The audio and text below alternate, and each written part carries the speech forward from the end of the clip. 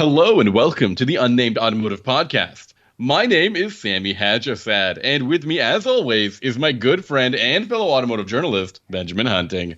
Say hi to the people, Ben. Greetings, human listeners. Greetings to spooky listeners as well, because we are recording this on Halloween Eve. Or no, wait. Is Halloween Eve the eve before Halloween, or the eve of Halloween, or evening of Halloween? Evening of Halloween. Okay, that's what really we're recording should be saying. Okay. I'm actually doing this while in a Elmo costume for my child, and sweating a lot. It's very hot today my outfit. No one asked you to be wearing this super hot costume. I want to put that out there. Everything is really rigidly scheduled in my thing, and the only way I can get through the next step of my day is to wear my Elmo outfit right now. Sami, I have a question. Two questions, actually. One, did you wear that costume on the plane yesterday coming home from your trip? No, I was trying to keep it clean because, planes can be really gross. Especially since you fly floor class, right? Yeah, that's right. It's only like $5 cheaper. I don't know why you do that. Buddy, it saves you so much money. By the end of the year, I'm up like $10. And I guess you get tips from people who put their luggage on top of your prone body. And if you shake a little bit, you can get a little bit more change. Yeah, the sympathy. Yeah. Follow-up question: did you take your child trick-or-treating today? Not yet. Are you going to? I don't think so. I don't think he understands the concepts of doors or candy. Has he ever had costumes? Candy? No, we give him some stuff that is kind of like candy, but much more healthier. They're like fruit smoothie. Like gummies, I suppose. Not gummies, smoothies. Fruit smoothies. So you're okay. I asked you if he's had candy. They're like fruit smoothie bites. Smoothies. They look like candy to me. What? He eats them like they're crack. You're talking like a homeschooler now. You're like, well, smoothies look like candy. And they come out of they're not smoothies. They're like smoothie bites or something like that. I think they're frozen. Bites. I think they're like freeze-dried smoothies in what looks like a bite form. This is amazing. The journey that we've gone on to describe or try to describe this snack is incredible. The only freeze-dried liquid I've ever heard of is that astronaut ice cream that you can buy sometimes. You know what I'm talking about? No, this is new to me. I'm not in... Hold on. Do you have a grocery store that caters exclusively to astronauts? No, but before I was thrown out of NASA, I was briefly in the astronaut consideration program, and you can buy in the gift shop. They have this astronaut ice cream, and I don't know if it's actually ice cream, but it is like dehydrated substance that is flavored like what ice cream would be. If any of our listeners are familiar with astronaut ice cream's origins, I would be happy to find out more about that. But what you're describing seems to be the same thing, where you take a smoothie, famously something you drink and not at all like candy, and it's been freeze-dried somehow. So we need to get going, because I've read one of our reviews on like Apple Podcasts, and they say too much preamble, get to it. They really say that? Yeah, I think I've read that once or twice. I thought it might be for someone else's podcast. I thought it said smoothies aren't candy. No, you're reading the wrong. Give it up. Yes. That is me and Ben. We're automotive journalists. We're really good friends. You can find our work all over the internet. Ben, plug a publication or two. Sure. You can find my work at Motor Trend, at Haggerty, and at Capital One Auto Navigator. And you can find my work at autotrader.ca, driving.ca, and Capital One's Auto Navigator as well. Ben, we've got a wicked muscle car to talk about. Oh, my bad. I've editorialized too much on this introduction of what you're driving. So tell me, you've got the 25 Ford Mustang. 24 Mustang. Keep trying. You can tell you've been on vacation. 1 week and you're completely disconnected from the automotive universe. That's all it takes. So this car has 4 wheels? It has 4 wheels and a 5th wheel under the trunk. Wow. It's called a spare tire, Sami, and it's revolutionizing the automotive industry. No, it's shaped like a muscle car, but it's not a muscle car, except kind of on paper it is. And what? You can't do that to me. I'm talking about the EcoBoost Mustang, Sami, but a very specific version of the EcoBoost Mustang. Mine was the Convertible. This is the redesign for 2024, which means it has the same kind of is it or isn't it looks that the coupe has. I'm lukewarm on the styling for the Mustang, but I recently drove the GT. And by recently, I mean 30 days ago. So it's rare that I get to do a back-to-back of the two primary drivetrains of a vehicle like this. So I obviously have thoughts on the drivetrain, on the convertible, and the version that I drove also had the performance pack. I believe that's what it's still called. Let me double check. It's called Yeah. It was called PP1 and PP2. Do you remember that? Yeah, I remember those names. Well, Ford... How can you forget them? Somebody at Ford clued in, and now it's called the High Performance Pack.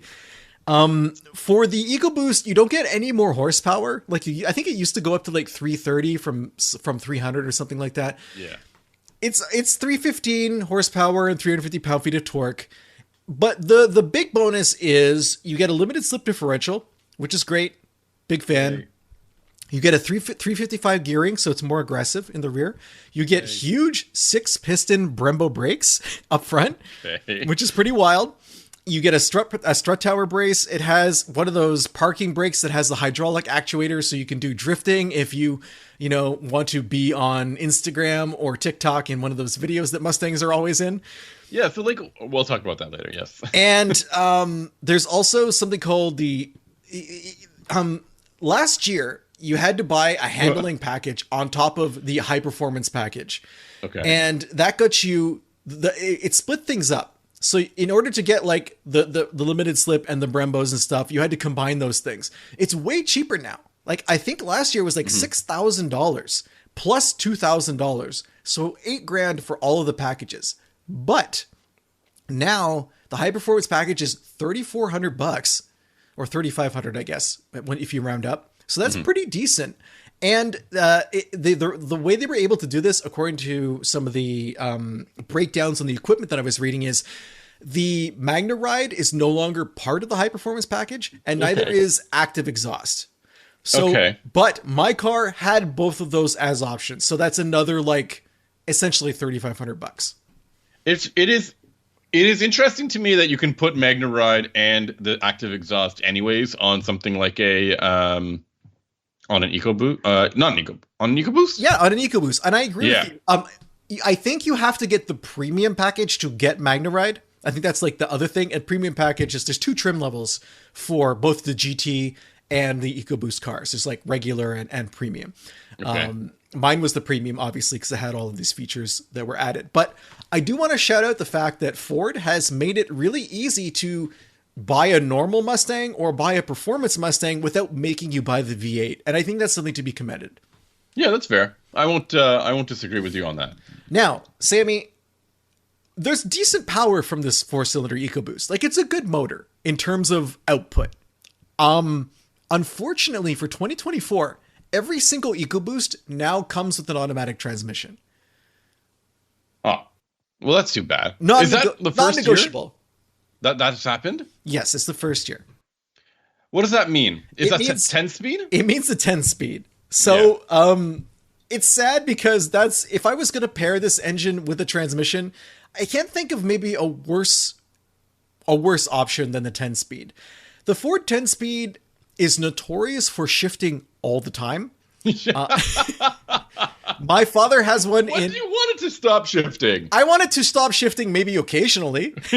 No, shift now. Shift. My father has one in his F-150. He has a 2019 with a 5-liter. And even in that, with the broad torque curve that you have in a 5-liter V8, it shifts so often that he prefers to tow with his 10-year older pickup that has the 6-speed with the same motor because it's just more manageable. I've talked to other F-150 owners who feel the same way, not fans of the 10-speed. In the Mustang, there are 2 things about it that I did not enjoy. Okay. The first is in track mode, it shifts constantly. And it's super weird. Even in a straight line. I had the car on a fairly cold week. It was probably about 44 degrees out. It's on summer tires. So traction is a bit of a thing. I didn't really have any problems losing traction. And with in track mode, your traction control is turned off. But in a straight line, just driving between, let's say, 50 miles an hour and 75 miles an hour, The transmission was constantly shifting up and down hills, shift. I'm maintaining constant pressure on the throttle. I can feel it constantly shifting. It's really distracting. I did not enjoy that, and I didn't really understand what it was bringing to the experience of driving. That's insane to me. I would have imagined that track mode would have locked out like the top 4 gears or something like that. I agree with you. Why would it need anything beyond? I mean, do you need the efficiency gears that are found in this transmission in track mode? Was it going to those gears? Do you know? I don't think it was. I think a couple of the gears were locked out because if I put it in sport mode, it came to my second complaint about the transmission, which is that it's very happy to shift into a high gear as soon as it can. Yeah. It didn't do that in track mode, but in sport mode, it gives you like a shorter leash where it's like, okay, are you really driving right now? And then if it decides that you're not driving up to its aggressive standards, bro, you're suddenly in a high gear. And once you're in a high gear, that was a good imitation of a gear shift. Once you're in that high gear, especially in the convertible EcoBoost, you are in for the worst exhaust note that you could possibly imagine. Isn't it just a hum, like a vacuum? No, it's like a worse. So when you start the car, because I had the active exhaust, it's like loud and aggressive and it sounds pretty okay. But once you're underway, that immediately becomes drone. Like it drones all the time and it is not enjoyable. I actually was happy to have the active exhaust because it has a mute feature and I use the mute feature constantly. I could not handle the sound of the exhaust. The other issue with the transmission is that outside of track mode where it was quite responsive, as I indicated, perhaps too responsive, outside of track mode, once it gets to that high gear, and let's say you're around like 2000 RPM or just below it, and you want to tip into the throttle and accelerate slowly, it lags. It's almost like the transmission is lugging, and there'll be like a 1 or 2 second pause before it either downshifts or accelerates. And I was really surprised by that. That's unfortunate, but it's not unexpected for a car or for performance vehicles with many gears. And in my opinion, not a ton of power. Well, I have to say, this is balanced out by the car feeling very quick. It's not light, but the torque is well managed. It accelerates quite quickly. I wouldn't call the motor an enthusiast engine. Like it's not pleasant to drive it fast. It's not like you're going up to a high red line. It's actually fairly low. But in terms of acceleration, it is definitely there. And you can, use paddle shifters if you want. And that helps you avoid the automatic transmission issue that I was having. Okay. So kudos to Ford for tuning this engine, I think, to be as good in the Mustang as it could possibly be. I just don't like how the transmission behaves, and I don't like how the engine sounds with the exhaust options that I had.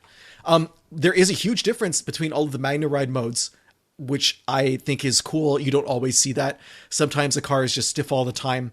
But when you're in track mode, the MagnaRide really does stiffen up. It can be a little bit much on rougher pavement. But you just put it back in normal mode or sport mode, and it's much easier to handle. Okay.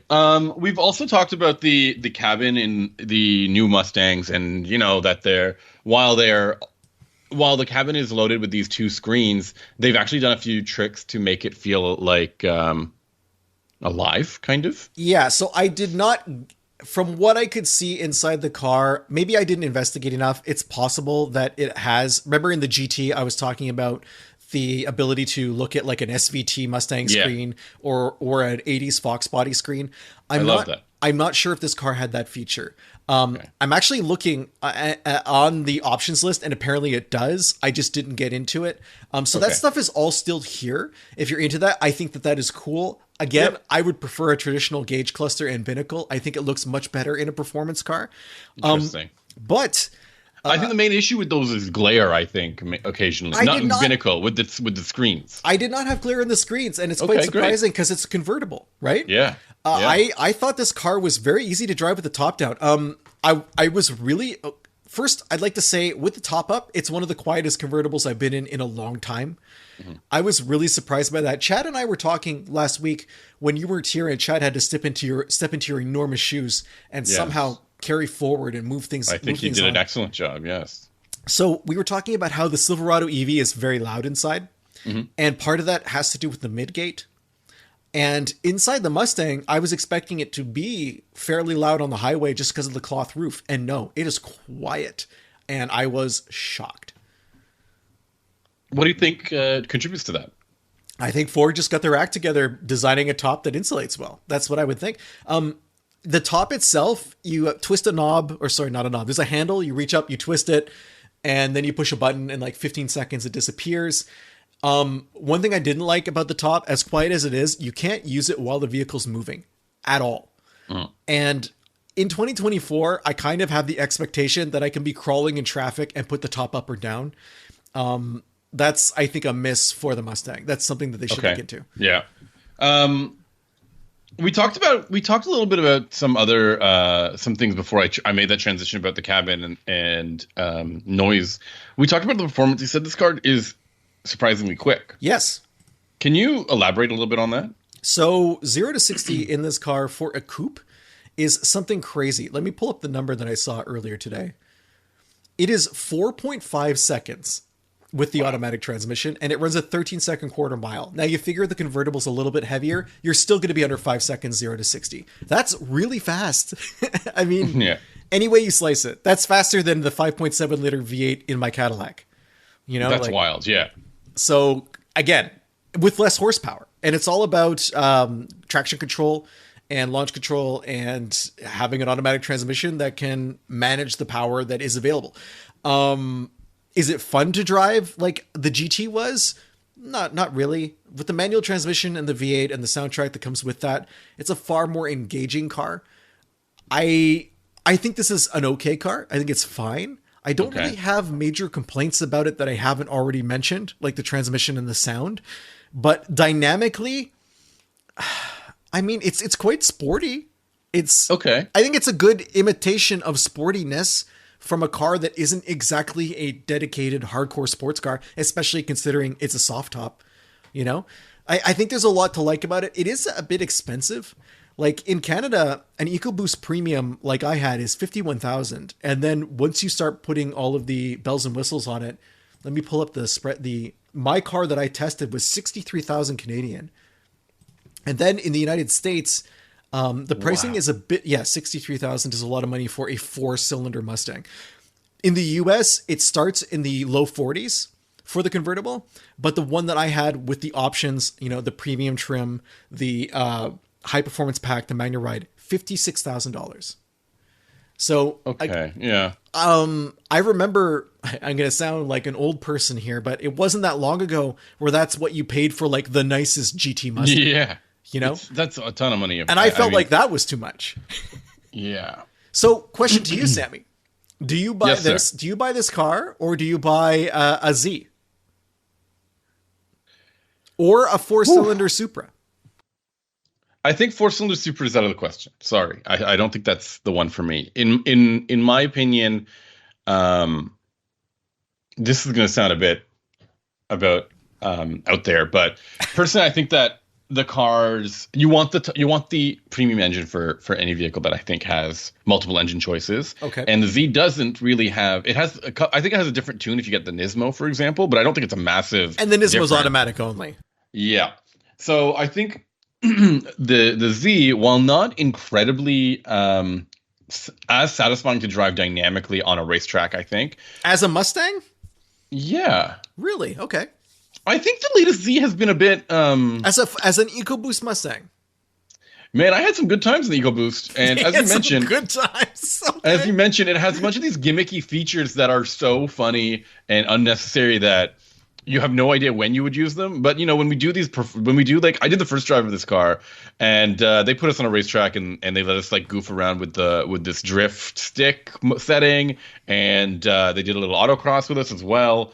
And it was very responsive. It was unique and interesting. I don't know when I'd really have the time or energy to like become really well accustomed to this drift stick feature. Do you know what I mean by that? Yeah, I would never use the drift stick. Yeah, so. And even like I don't have an unlimited recreational drifting time is not really there, or space is not really there.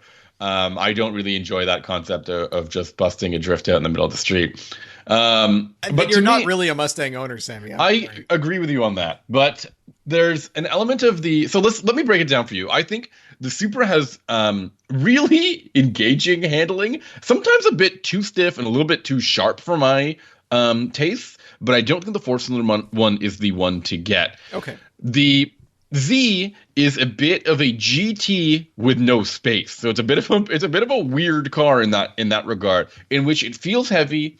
It has plenty of power though, but it doesn't have a ton of space to make it a really good GT in my opinion, which would be like almost like a daily. So you're saying it's like close to the weight of a Mustang, but without the back seat and the trunk.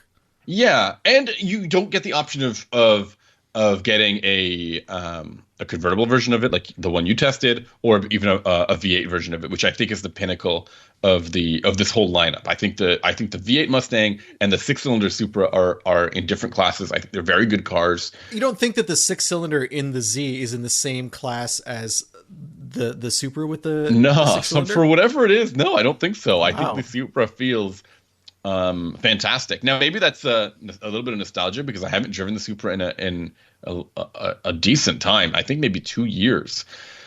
Remember when you were only driving Supras? Yeah, I remember that. Yeah, when I drove several of them before they were even on the market. But it's really difficult to say. The EcoBoost is a really tough sell to me because one, you mentioned it, the soundtrack is just not there. Two, the transmission is a bit of a tough compromise for me as a enthusiast. So those are two aspects that I think make the EcoBoost Mustang really tough to pick out of that spread. Okay. I would maybe I'm getting older, maybe I'm preferring things to be a little bit softer. You're definitely yes, I mean I'm not getting younger. I would probably lean to the Z, which actually surprises me because I would have never even guessed that would be the pick for me. Didn't you just trash talk the Z? Yeah, a little bit. You're like, the Z sucks, the Supra's great, the Mustang is but I'm taking the Z. I don't know what to think. Yeah, which is to say that maybe I'm not getting enough time on the track or enough open B-road driving to enjoy any of these cars. Wow, and look who just came back from Europe and is using terms like B-road. In my current driving scenario, the Z would have been maybe the most rewarding because it's got a decent little manual. It's got some good looks. It's got plenty of power in a straight line. And it's really I think it's fairly affordable. Well, it's the same price as this EcoBoost Mustang. Jeebus. The $60,000 one or it doesn't the Z start at 40? I'm going to look right now, but I'm pretty sure it does. I thought it was in the high 30s. The high 30s? No. No, definitely not. It's the same price as the 4-cylinder Supra, which is why I mentioned 4-cylinder Supra to start with. But then you corrected me. What happened? It starts at 43,000. That's too much. Should take it back. I want a GTR. So a Mustang like with the top, if you want the EcoBoost convertible, the EcoBoost is 33. You can't actually buy it. What? You can't buy an EcoBoost premium. This is odd. So talk to me, Ben. What have you found out in our? Oh, I'm in Canada. That's why. You are in Canada. I'm like on the Canadian Builder. You can build a base EcoBoost hardtop or a premium convertible, and that's it. Like those are your two EcoBoost options. So let me look in Canada. In the United States to see what the pricing is, because if we're gonna, if the top doesn't go down, 37 is the premium. Okay. So you start throwing in stuff like Magna Ride and whatever. The power pack that I think you would want to get something that approaches the Z, because the Z has a huge horsepower advantage. They're probably going to be about the same price. So I would rather get a base GT, which starts at 43 as well. Base GT. Okay. Yeah. All right. Sure. Why not? It's your $43,000. I mean, I really wish I had 43 to just blow on a. Don't pretend you don't have it. It's also one of the few V8s left on the market. Come on. Yeah, for sure. That's the special car. Out of all of these picks, that's the special car. I mean, I do like the 6-cylinder Supra as well, but no, I understand what you're saying. I think I agree with you that it is the special car by like process of elimination, sadly. But all of them. But if you just told me about these mundane versions, the EcoBoost, the 4-cylinder Supra, and the Z, I think the Z might be is like the best of those mundane cars. Okay, mundane. All right. I got it. Is that mean? Was that rude? I didn't mean No, that. I'm there with you, I guess. I mean, they are sports cars. They are. You don't think so? Nah. Just, you're right though. That 0 to 60 time on that EcoBoost is wild. Yeah. Okay. So here's another question, and then we'll move on to another vehicle. But if you were looking at this EcoBoost convertible versus, and keep in mind, they're all automatics, versus, say, a Elantra N. Yeah. Talk to me about this. So I think about this a lot. I think that obviously there's a compromise between rear-wheel drive and front-wheel drive. Yes. But I think, yes. No, go on. But I think that some of the design and engineering that has gone into these hot hatches or sport compacts has mitigated some of them. The Elantra N has been an absolutely brilliant car to drive. The Type R has been insane to drive. Type R, cheaper than this Mustang.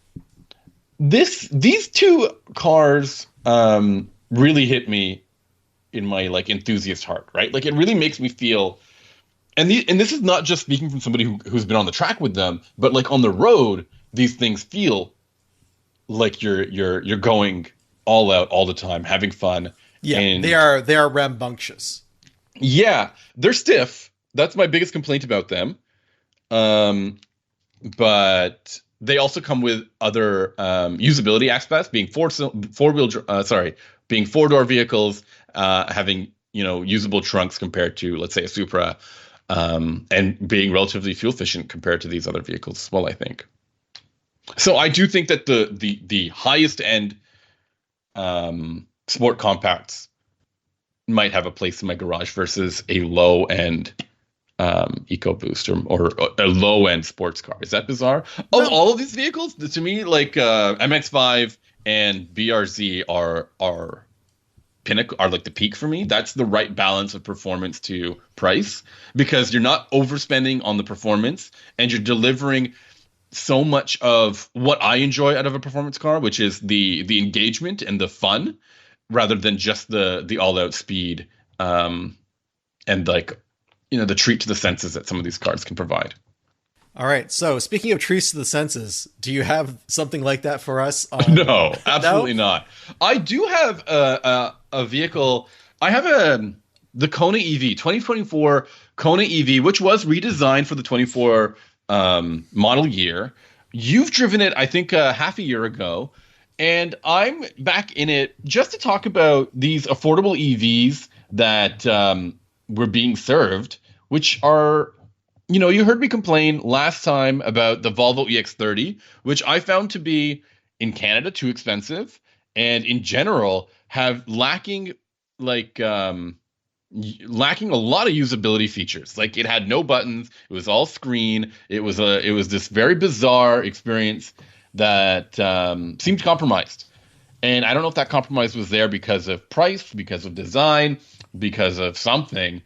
And I didn't enjoy that. And then on the other end, I also drove the Fiat 500e, which is supposed to be one of the most affordable EVs on the market, but has a limited range, and some other surprising compromises in terms of like charge speed and feature availability. Yes. So looking at all of these two actually completely new EVs that I just mentioned, the Volvo and the Fiat, the Kona is now in its second generation. I mean, I guess the Fiat is also in the second generation, but there was a discontinuation for a while, right? Yeah, exactly. And the first one was definitely feeling like a compliance car, while the first Kona EV, I don't think felt that way. No. And this second generation, I think, picks up where that one is and still feels like a bargain compared to those two cars, and is cheaper than the Volvo. I don't think it's cheaper than the Fiat, but you get a much more complete vehicle. As a result, you get something that's more usable. It's got rear seat space, it's got cargo space, it looks sharp, it doesn't look kind of like dorky like the Fiat does. And it has all the features that you're looking for in a vehicle. Now, one thing that caught me off guard was that there is an entry-level version of the Kona Electric that has a limited range, and I don't love that all that much. That's how they get their pricing, though, right? Yeah, but I mean the battery is there, it fits, What's the difference in pricing between the limited range and the larger battery? In the US, which is what I'll be focusing on, you can get the limited range is $4,000 cheaper. Okay. So, and that can you even get the limited range in Canada? I don't think so. Well, I'll double check. Yeah, I don't think you can either. So $4,000. Now, yeah, my $4,000 gets you $4,000 gets you 60 more miles. Okay. Which is approximately what, 30% more? The issue that I have with the Kona EV is not with the vehicle itself, because I like it. Oh, yes, I know this conversation. Okay, yeah. And this is the conversation we had when I drove it. It's that if you spend a little bit more money, you get an Ioniq 5. Yeah. And the Ioniq 5 has much more power, range, size, etc. So way more space. It's hard to understand the value proposition of the Kona at its current price point. I think if it was cheaper, it would make more sense, but we're not in that world anymore. So I want to double check this pricing thing, because I'm not sure if the cheap one was around when we were making that comparison. No, I think it was. Okay. All right, then. So, yeah, just to reiterate what Ben said, you can get a Kona electric for $32,000. This is the 2025 model pricing, though. I drove the 24. Let's look at this. That's okay. For $33,000, and then you can get an Ioniq for 40. Let me make sure. 42. Okay, but the version that you drove with the bigger battery, what's the pricing on that? Yeah, let me look at that right now.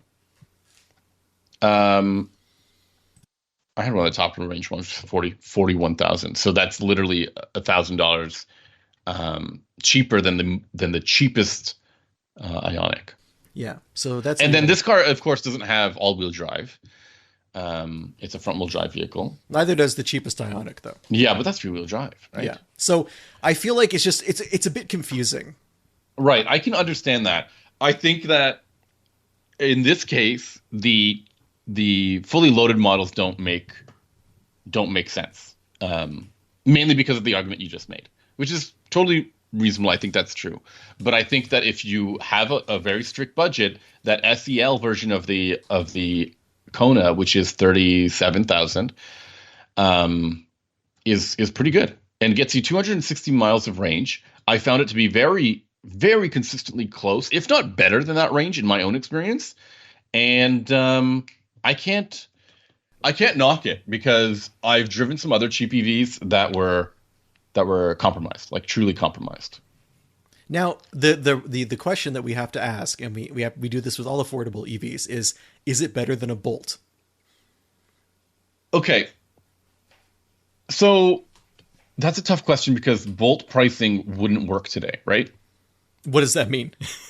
There is no car that was sold at the MSRP of the last year of the Bolt, right? Which was just last year. Yeah.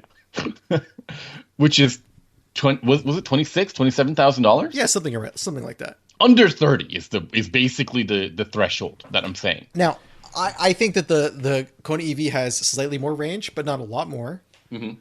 And maybe it's a somewhat bigger. I don't think it feels significantly bigger than a Bolt. I feel like, again, going back to the Bolt, it's just like we didn't know how good we had it. And now it's gone.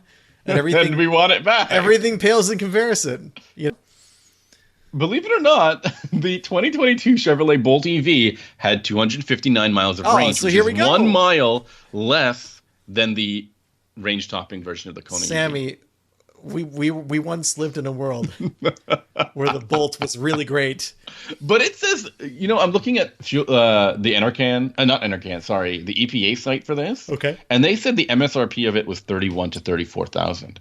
Really? Yeah. So I'm trying to rationalize where they got that price from and where our rose-colored glasses come from. So I'm going to look at 20. I'm seeing from 26,500 when I look it up. Yeah, and when I look it up, I see starting at 27 to 30. So the EPA just made up some. They made up a number, government agency. Somebody wrote that on a Friday afternoon. That's insane. Oh no, sorry, I looked at 22, which starts at that at 30. I looked at the 2020. Sorry, I looked at the 2022 model year, which starts at 32 and tops out at 35, and then there was a 2023 model year, which starts at 27 and topped out at 30. So the car actually got cheaper, which is insane. Why? Why did this happen to us? Because why didn't we buy one when we had the chance? We don't deserve. They're still out there on dealer lots. I still see them, but I don't know if you can get incentives for them anymore. Anything else you want to talk about with the Kona EV? No, I mean, I feel like we're treading water with these so-called affordable EVs. They're not out there. They don't exist. They're some sort of compromise. What? Am I wrong? No, I think you're right. There's always a catch. And what are we doing? We're just waiting for someone to deliver us a $20,000 EV? We're just waiting for like a car company to want to make less money, and that's never going to happen. This sucks. It does. Like, this is sucky. This is not fun. It sucks as much as there being no cars under $20,000 anymore. Right. It really feels like there should be an electric entry-level car that is in the $25,000 range, just like gas cars. And around the 200-mile mark, right? Sure, yes. So don't make me pay $37,000 for a Fiat 500e's range. You know, yeah, and size. But yeah, this is basically what I'm asking. Yes. Okay, yeah. Hit me with the next topic on the agenda, which is a book. Yeah. So I recently read a book. Well, I mean, I read books all the time. I don't want to brag, but I recently read a book. I read a book from Motor Books. It's called The Complete Book of AMC Cars, and it covers the American Motors Corporation from 1954 to 1988. Now, this book came out on the 29th. So as you're listening to this, just a few days beforehand, it was sent to me a couple of weeks ago. Got a chance to go through it. Now, I'm always rooting for the underdog. AMC was the ultimate underdog. They were a car company that was formed from a bunch of other smaller car companies that couldn't really make it on their own in the 50s. And so they banded together. And for a while, it seemed like there would be a fourth American car company to go up against the big three that had enough resources to stick it out, as many other car companies went bankrupt in that period. Unfortunately, AMC never really had any money. They did their best. They made some memorable cars. My Jeep, they bought Jeep in, I want to say, the 60s. And for a long time, they manufactured the Grand Wagoneer.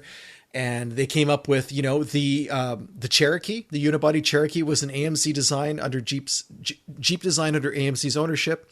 They came up with the Comanche pickup with the same era. But this is a company that, they tried a lot of things that didn't work out. Like they had the Eagle brand in the early 80s, which was the four-wheel drive, essentially the first crossovers, like lifted wagons, stuff like that. They ran out of money. They kind of had a partnership with Renault, and they were trying to use that to get Renault a beachhead in America in the 80s.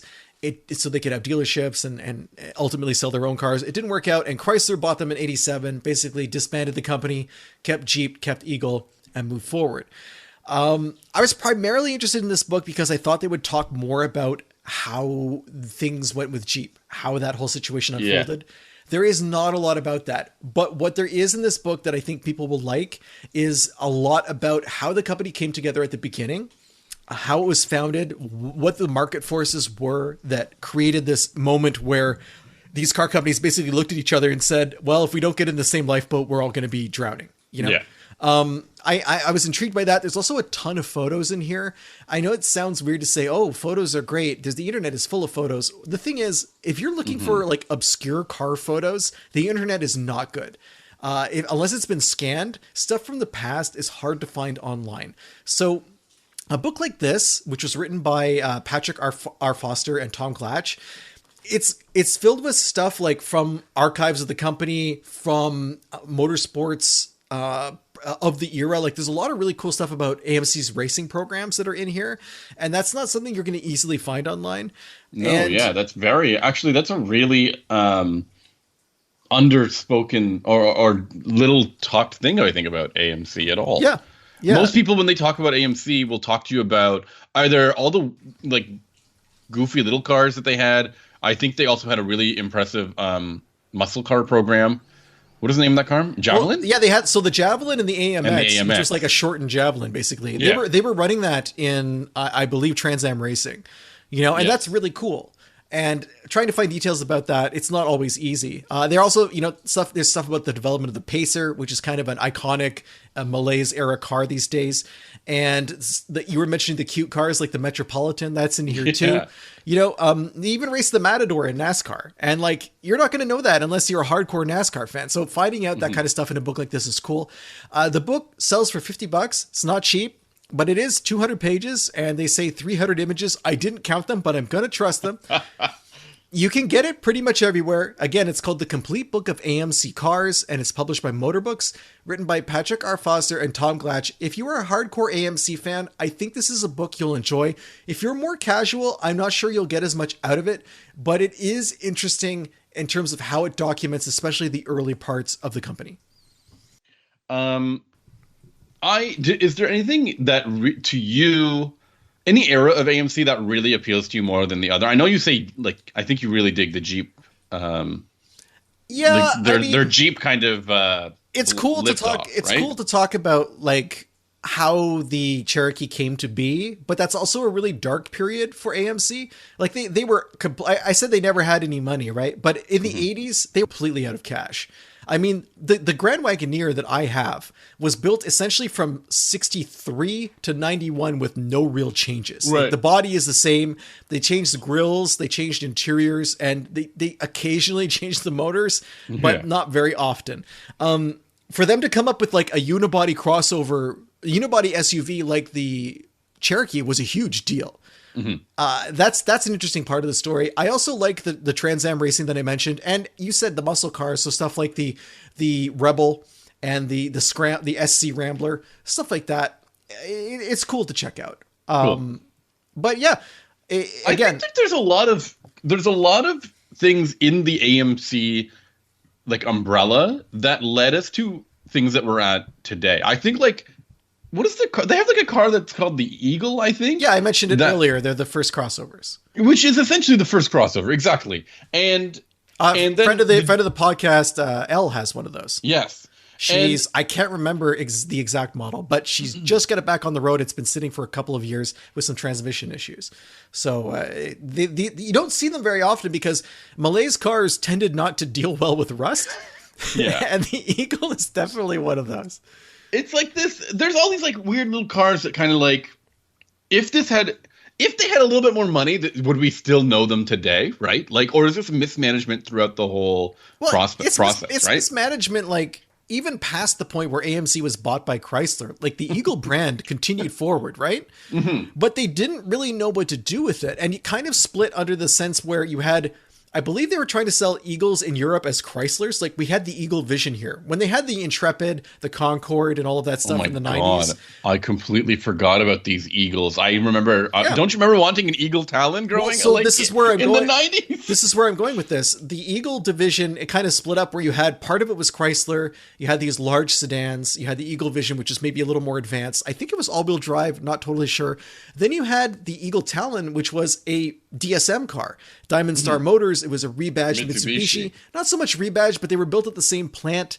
And once you do that, once you take a brand and you bifurcate its identity so dramatically, it's tough to sell it to somebody. Like, who's your customer at that point? I wanted the Talon so bad. Talons were super cool. I mean, even Fast and Furious with the Eclipse that Brian Earl Spillner drives in the opening credits or the opening sequence of the first Fast and Furious. That's a cool car. Oh, they had another version, the Plymouth Laser.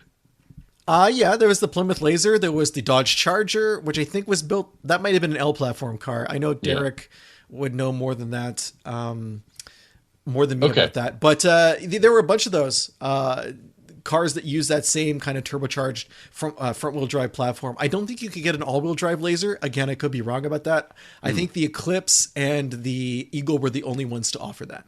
Okay, and that was later, like second generation cars.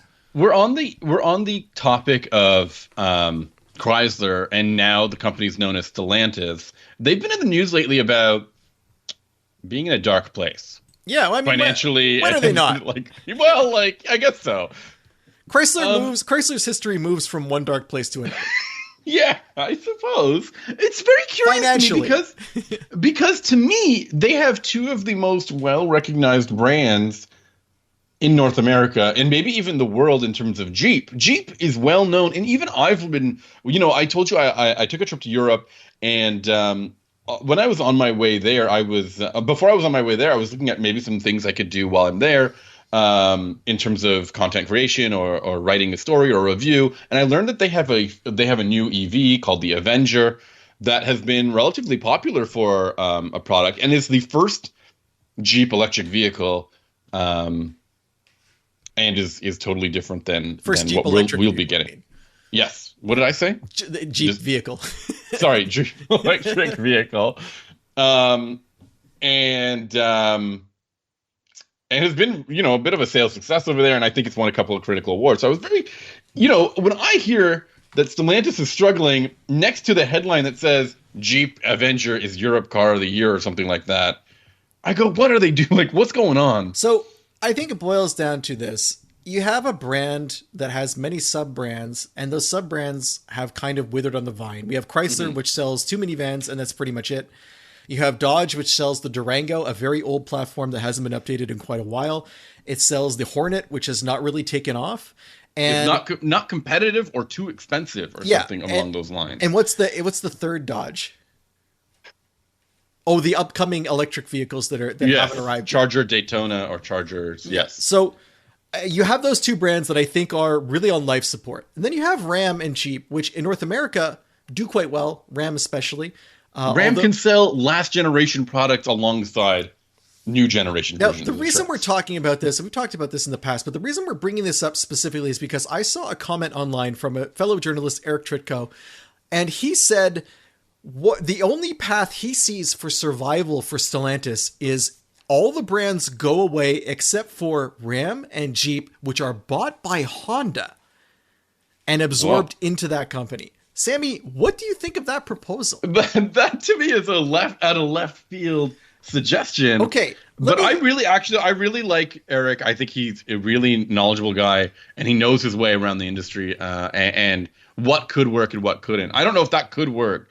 Let me sell it to you. Exactly. Let me sell it to you. So I think the reason this makes sense for Honda is because they're the only major automaker in North America that does not have a pickup truck, like a body-on-frame pickup truck, a full-size truck. They have the Ridgeline, which is something completely outside, but they don't have this cash cow of a pickup truck that, Toyota, Ford, GM have. Second, I think that they would also benefit from kind of leaving Jeep alone and just operating it as a quasi-independent brand. I don't think that's something that would be a problem for Honda, because again, they don't really have anything that competes with anything Jeep does. They have, I guess, the Grand Cherokee would be competitive against the Pilot, but that's pretty much it, I think.